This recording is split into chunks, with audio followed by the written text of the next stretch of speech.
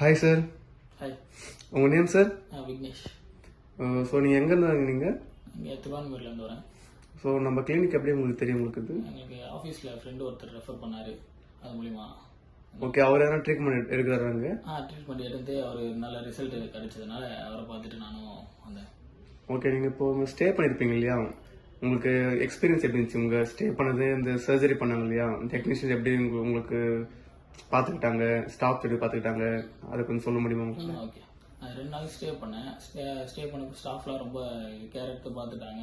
இன்னொரு ஹெல்ப் வேணுனாலும் உடனே வந்து ஹெல்ப் பண்ணாங்க. இப்போ இந்த சர்ஜரி ப்ராசஸ் கூட ரொம்ப இதுவாக இருந்துச்சு, ரொம்ப பெயின் இல்லாமல் பண்ணுற மாதிரி பண்ணாங்க. ரொம்ப இதுவாக தான் இருந்துச்சு. போஸ்ட் ஆப் ஹேர் டிரான்ஸ்பிளான்ட் என்ன பண்ணியிருக்கீங்க நீங்கள்? அதுக்கப்புறம் வந்து ஃபுட்டு டயட் சொன்னாங்க. ஃபுட் டயட்லாம் கரெக்டாக இருந்திருக்கேன். அப்புறம் ஸ்லீப்பிங் பேட்டர்ன் கொஞ்சம் மாற்ற சொன்னாங்க, அது கொஞ்சம் மாற்றிருக்கேன்.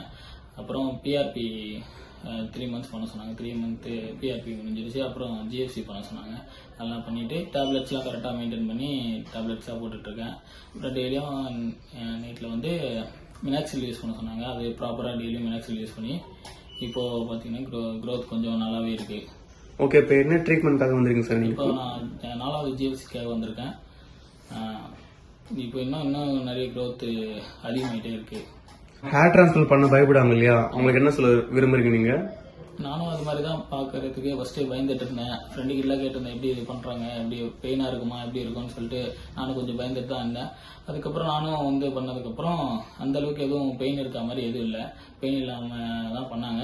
பார்க்குறதுக்கு கொஞ்சம் வலி பெயின் இருக்க மாதிரி இருக்கும், எந்த பெயினும் இல்லை. ஜிஎஃப்சி பிஆர்பி பண்ணும்போது கூட எந்த பெயினும் இல்லாமல் பண்ணாங்க ப்ராப்பராக. ஸோ இப்போ உங்களுக்கு ரிசல்ட் நல்லா வந்திருக்கு. இப்போ உங்கள் ஃப்ரெண்ட்ஸ் ஃபேமிலி வந்து நீங்கள் சஜஷன் பண்ணுவீங்க?